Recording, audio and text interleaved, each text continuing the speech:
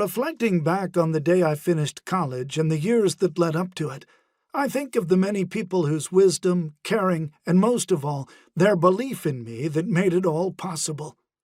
It is they who prepared me for my time, the new life I was about to begin. McDonnell Aircraft Company, MAC, was a great friend of Parks College, and by hiring engineering and maintenance graduates often provided the employment bridge between college and the Air Force. I was assigned to pilot training Class 56M, with a reporting date of March 1955. I applied to MAC and was happy when they provided an opportunity to work through my hiatus before I reported for duty.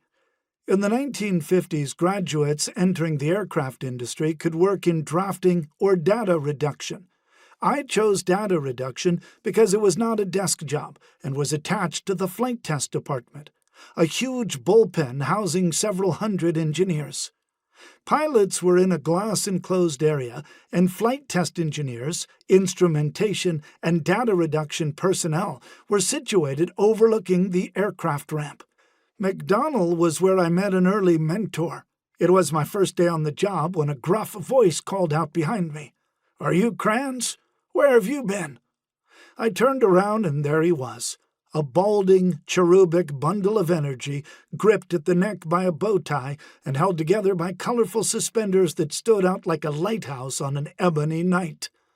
I was a little surprised to be challenged like that from the start, but truth be told, I had no idea what I was in for.